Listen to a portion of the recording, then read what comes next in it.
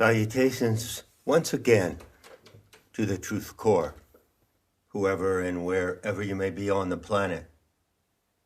I'm here today, 22nd of April, 2021, to tell you about the operating system of the Great Beast.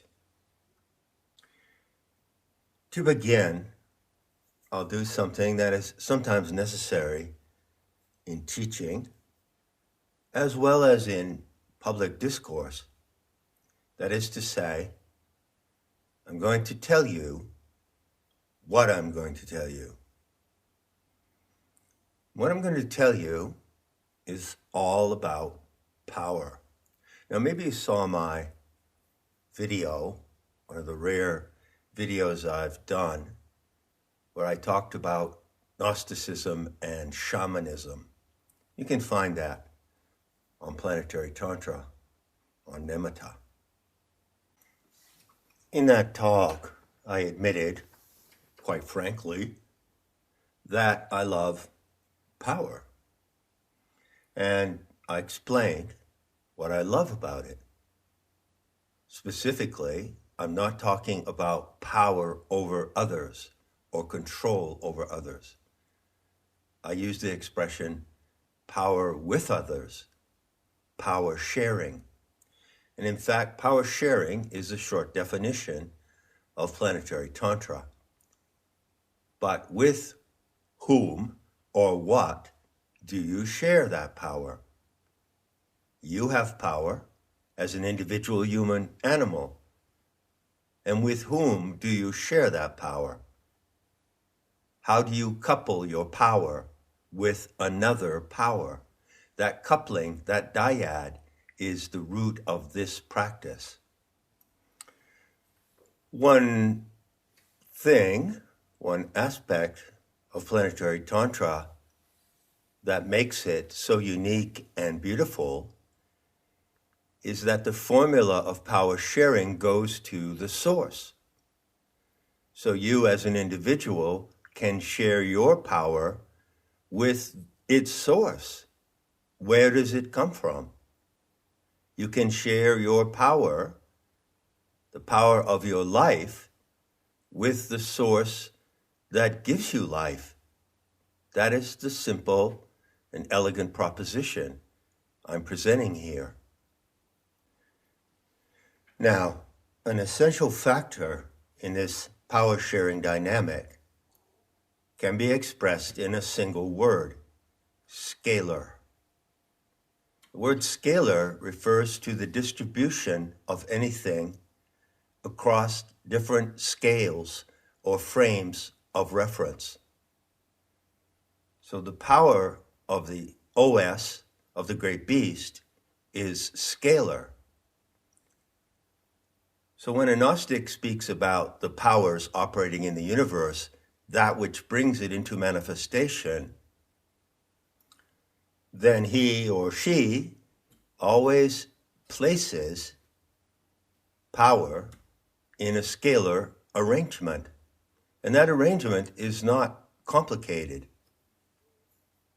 For instance, Gnostics taught that the fundamental power of the universe at the ground of everything, and this instruction from Gnosticism has many parallels with Hindu tantric cosmology, also called Tantra Shastra. Well, the Gnostic looked first at the ultimate ground power called the originator. So there is only one universe with a capital U. There are no parallel universes. There are parallel worlds, even parallel galaxies within the universe, but there's only one universe. And so the ground power of the universe is the originator. And that is the ultimate source of power. From there, you scale down into the galaxies. Each galaxy is a source or wellspring of power. So the pleroma, the core of a galaxy, is another center of power in the scalar arrangement. Then you come from the galactic core out into the galactic arms. That's where you find planetary systems. And a planet in one of those systems, such as ours, is the immediate and local source of power. So there are two steps in the scalar model to the ultimate power. One, back to the pleroma, and two, to the originator. So in the living gnosis today, we say simply that the Earth, the living planet, is your local source of power. And the Gnostic myth of the fallen goddess describes how the Earth is one part of a three-body system. This is called the trimorphic protonoia. And so the sun and the moon and the Earth are a single body. And in fact, those three bodies are the totality of the Gaian power system. But it so happens, of course, that the immediate access to that system is through the Earth. And then through the Earth, you access the moon and the sun. So the Earth, the ground beneath your feet, is the local source of power. The Earth is the body of the Divine Mother. She gives you birth. She sustains you at every breath. She reabsorbs you when you die. So there you are, a human animal standing on the Earth, and you have certain powers or capacities. You have, first of all, the physical power of your body, of your arms and legs. Then you have mental or intellectual power. You also have psychic powers and the power of imagination. And all those powers are engaged with the Earth, whether you know it or not. So the scalar dimensions of power from the originator through the pleroma down to the Earth beneath your feet, right into your body, translate in a way that you can access them. And because it is a scalar distribution of power, everything that is in the entire system at the different levels is accessible at every level. The question is, how do you access it and how do you handle it? Just asking for a friend. So that being said, let's look again at the details of chapter 13. By the way, I've said that chapter 13 is at the apex of the story arc of the book of Revelation. Actually, the apex is the hinge between chapter 12, which stands on the left side of the triangle, going up, and chapter 13 on the other side of the point, going down to the conclusion. Now, to get what I'll call an inceptive understanding, that is to say, where you begin to understand or learn anything, let's look again at chapter 13. As I argue, as I contend, it contains precise and meticulous details about the operating system of the great beast that could only have been known to a Gnostic. And the same applies today. It is only through the learning and practice of a living Gnostic today that the presence of Gnostic sabotage in the book of Revelation could be detected. It was planted there at that time to be detected now, but it could only be detected by those who have the sufficient or adequate background to do so. There are 18 verses in chapter 13, and that is no accident. And I would also have you note that chapter 11, which I cited specifically verse 7, which describes how the great beast, the interior powers of the earth, will rise up and make war upon the Almighty and those who are in the company of heaven. That is chapter 11. And then when you turn to verse 11 of chapter 13, you have the description of the operating system, which tells you how the beast can do that, how the beast can actually overthrow and defeat the powers of the Almighty Father God. By the way, I must add for clarification, this is of course a religious document, but when I talk about the Almighty Father God, as a Gnostic, I'm not merely referring to that figure in Christian theology. The Almighty Father God is present today in Klaus Schwab. The technocracy that seeks to dominate and run the world using AI is nothing but a late modern iteration of the powers of that Judeo-Christian Father God, whom the Gnostics identified as a demented alien. So is it any wonder that everything you see in the program coming from the global technocrats, the globalist masterminds, appears to be and is actually alien to human life, to the human mind, to society, to the animal world, and to the earth itself. The source of Judeo-Christian theology is alien and extraterrestrial, as is the source of AI technology. Remember that the Gnostic teachers, the initiates who visited the Petrolona cave, took a hand in organizing the chapters and verses, and they did so with careful attention to the numbering. It's no accident that the 18th verse of the 13th chapter says the following: "Here is wisdom, the Aeon Sophia, your divine mother, the living planet. Let whoever wakens to her presence compute the number of the beast, for that is also the number of humanity. And that number is 6 plus 6 plus 6. So the number of the beast is the number of the earth and the power of the earth, as well as the number of humanity, not the number of a man, andros, but the number of anthropos, the human species.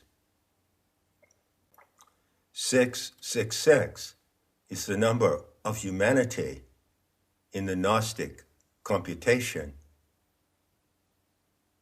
And so it is correct always to add the 3 ciphers so that you know that that number is 18. And the number 18 identifies the presence of humanity on earth in the same way that a number in the table of elements like hydrogen, oxygen, nitrogen, sulfur, in the same way that a number in that table identifies that substance. Everything is material. By the way, as a footnote, I can add that the appearance of the word earth in these verses comes directly from the Greek gamma epsilon.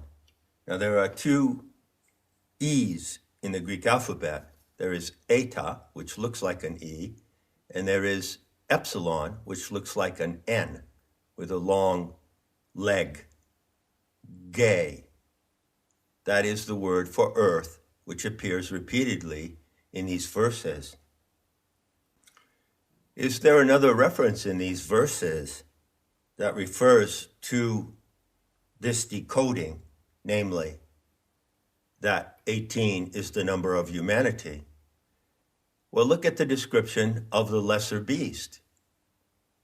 It arises out of the land, compared to the great beast that arises out of the sea. Well, what are the plain facts of human evolution expressed in that distinction? All life comes from the sea. Primordial life comes out of the sea. That reference points you to the source of life, Ge or Gaia. But human life does not live in the sea or on the sea. It lives on land. So the lamb with two horns comes out of the land. The Greek koine of the New Testament in Revelation says exactly that, ektes geis, out of the earth. We all have two mothers. You have your biological mother, unique to you, as do I. But we also have the same mother, the same divine mother, the living earth. Now, to emphasize once again, and it's not too important to repeat, this passage is coded with precise Gnostic intel. This is the semtex that those initiates placed in the book of Revelation so that those who can read it and know what is there will know that the whole system of Judeo-Christian theocracy contains the seeds of its own destruction. And that passage gives the formula and the procedure to accomplish that destruction and to take down the insane control system of the entire world. Let me again signal you to two exact words in this passage. One is plane, and the other is drakon. So drakon is a word that you find in the Nag Hammadi treatises. And specifically, drakon refers to the draconic or reptilian powers of the alien predators, the archons. So drakon is the archon overlord. And that trope, of course, goes immediately to the popular notion of reptilians and reptilian bloodlines, a lot of which is pure fantasy. But the basic Gnostic intel uses drakon in that way. But Sophrades cued the mad monk to use the word drakon in another sense that is only known to those who can decode it correctly. So in this reference, drakon refers to the reptilian power of the earth, which is known as Maha Kundala, or the great Kundalini, the great coiled serpent power. So the red dragon is an image of the serpent power of the earth, the telluric forces of the infernal world, which Christians and many others regard as hell, the bottomless pit, and they regard it as the habitat of horrible demonic powers. Well, it's nothing of the sort.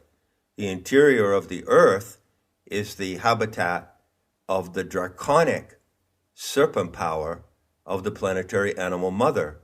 And when that serpent power, which consists of a variety or range of different currents, emerges, it emerges in the form of an 18-point field of power, a force field of 18 specific modalities. These are represented in the icon of the great beast. By the way, small correction. In the previous talk, at minute 23, I suggested that the word icon, which is E-I-K-O-N in Greek, means mark. Of course it doesn't. It means image. The word for mark specifically is charagma, and we'll get to that eventually. So the term drakon, read in one way, yes, does refer to the alien archontic powers, which insinuate themselves into the mind of the human races. But in another respect, in this passage, it refers to the power of the Aeonic Mother herself. The other word, plane, occurs frequently in the Nag Hammadi codices, and it occurs there to describe the insinuating, deviating, and predatory influence of the archons. So actually there are two terms in these verses which Gnostics used routinely. And so Fridays suggests those terms to be used here, but only so that they can be read in another way. So when the passage says that the lesser beast deceives the world and all those who live on earth, you see the word plane, which is the root of the word planet, and it means to go astray, to lead astray. But there's a double meaning here. Does the lesser beast, who handles the power of the great beast, deceive or lead astray the world? Absolutely not. But it does lead the world and the mind of humanity away from the Almighty Father God. It leads away, not astray. This Gnostic twist on the language might seem, I don't know, far-fetched. But in fact, it isn't at all.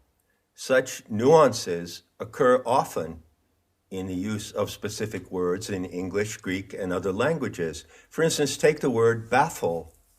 You can say, the problem baffled him. And you know exactly what that means. It confused him.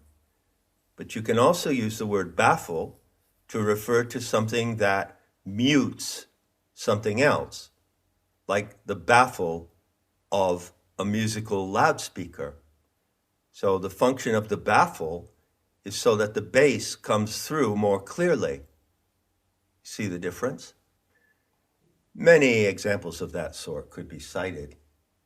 In any case, it is remarkable that two words that occur in the outstanding vocabulary of Gnostic mythology occur also in these 6 verses. So now let's conclude by making a quick review of the features of the operating system of the great beast. First of all, the operating system has to have a handler, a telestes. And what does the handler do? That's a human being, by the way, a creature that comes out of the land. Well, the handler first brings attention to the world of the presence of the great beast, the living earth, and shows the world how to recognize and revere the power of the earth, which is your local ground source from which comes your life and everything that you experience as a living animal, not only your biological life, but your psychic life as well, your soul life, some would say. So the work of the handler begins with that act of recognition. There's another detail that comes up twice in these verses. It's a reference to one of the heads, one of the 7 heads being wounded, and yet the beast lives. So why is there a reference to one of the 7 heads being wounded? Now, I can't adequately go into that right now, but I'll point out something quite important. If you are one, whoever, who recognizes the presence of the local source of life in the earth, and you calculate the number of the beast, there is another way to calculate it. There are several ways. It's 6 plus 6 plus 6. Okay, obviously, been there, done that. It's also 10 horns, 7 heads, and 1, the scarlet woman. That adds to 18. But it can be broken down even more precisely at the structure, the dynamic structure of the operating tool, the icon. So it can be broken down in this way. 10 plus 5 plus 2 plus 1. Now each of those units refers specifically to the structure of the icon. So you break the 7 down into 5 plus 2. That begs the question, where is the wounded head? And what does it signify? There are 7 heads. Which of the 7 is wounded? How and why? And how has it been healed so that the beast continues to live? Well, specifically, in the construct, there are 2 points or buttons. These buttons on the operating app represent telluric frequencies or powers streaming from the Mother Earth. And another way to calculate that system is to say that there are 16 frequencies, discrete frequencies coming from the Earth, which are real. They are acoustic frequencies. Now, what are the remaining actions of the lesser beast who operates the power of the great beast? Well, the text says about bringing fire down from heaven. That refers specifically to commanding electricity, atmospheric electricity. Have you note, by the way, that the ability to control the weather, cause storms or rain, is traditionally attributed to shamans in many cultures around the world. And obviously, the operator of the OS is a kind of shaman. Gnostics were shamans.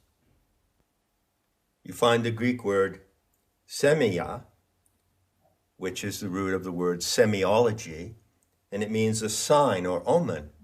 So what happens in operating the system is that the operator is able to detect signs and omens which are coming from the ground source, and also able to transmit signs and omens. Again, in all indigenous cultures of the past, the shaman had the powers of divination, mantique. So celestial mantique was the reading of the signs in the sky, such as the phases of the moon.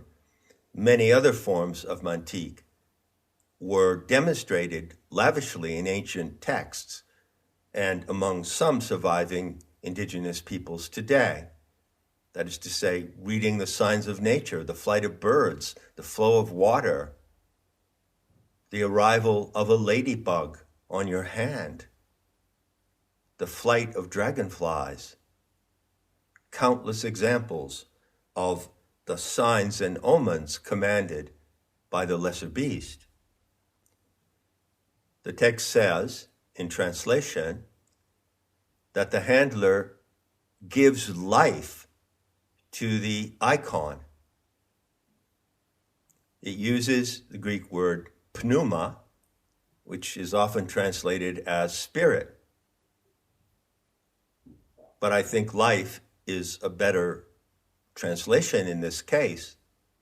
So how does the handler give life to the icon? Well, the icon already has life in an extraordinary way, as I've already explained. And the handler joins his or her life force, the very vital power of the body, as well as the psychic powers of the soul and spirit, and joins them co-dynamically with the powers of the icon, and by extension, the powers of the great beast. This is actually how the operating system works, and you don't have to take my word on it. You can use it. Certain people do, routinely. Finally, two more points, which are specific in this passage. The handler gives to the icon the power to speak. Now, I've pointed out the different ways of computing the 18 modalities of the planetary animal mother, and they're numbered. Number 16 is the blue point in the icon, and that is the intercom. So all in all, the tool for the operating system can be called a transceiver, meaning that with this tool, you both receive and send to the mother source. But additionally, it has a special feature in the center, a little below center, which is the intercom. So the icon can transmit through language, and the users can transmit through the icon. It is, in fact, an integrated telepathic system. It has that function. That's the 16th modality. And finally, most outrageously, it does say this. I am not making it up. It says that the lesser beast uses the icon to kill. Now, this again is nothing new. If you look at the primary qualification of a shaman in any culture, there are two basic abilities the shaman must prove. First, the ability to go into the nahual, or the supernatural, beyond the border of ordinary awareness, and to return and bring to the world what was discovered in the nahual. Incorporated into that ability are two other capacities, so there are really three. One of them is the shaman heals. Really, nobody heals. It's the earth that heals through the shaman. And second, shamans have the ability to kill. And traditionally, they spend a hell of a lot of time working with that power. So you hear stories coming out of the Amazon or whatever of various tribes like the Shipibo or the Hivaro, who spend a lot of time sending magic darts back and forth and having shamanic battles. And it's nothing new, really. But when it's incorporated into this power system, it is something new. It is something of the now and the future. Although you can compare it to shamanism in the past, in a way there's no comparison, because it excels and outscales any previous system of shamanic practice. So having come to the end of that review, we, together, if you can stick with it, reach the grand conclusion. And that comes in the form of a question. Why is the operator of the great beast like a lamb? And why does it have two horns?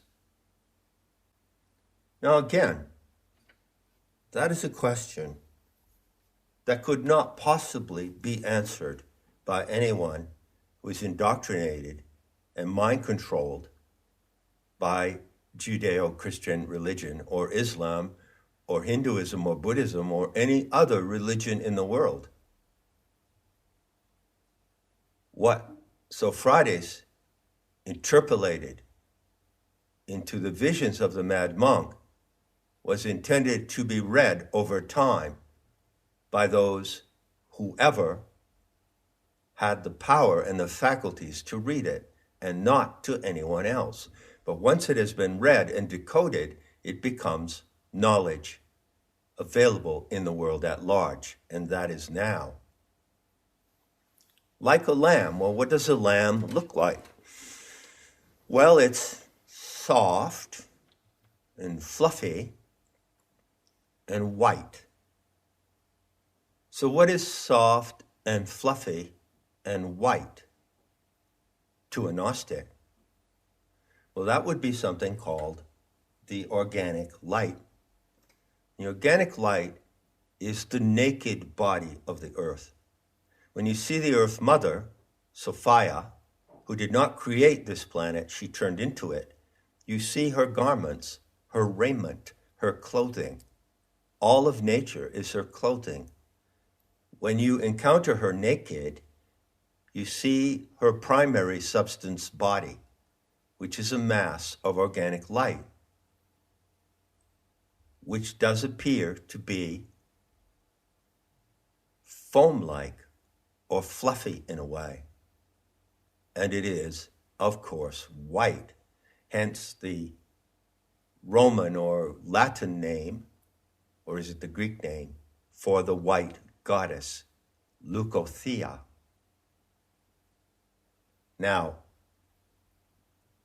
the handler then is someone who sees that naked presence. That explains how the handler is like a lamb. What about the two horns? Well, look again at the elegant and commanding figure of Sophrades. How could she do what she did? How could she, in a benevolent way, manipulate the dementia of this monk? She did it using two faculties, two skills. I specified what they were.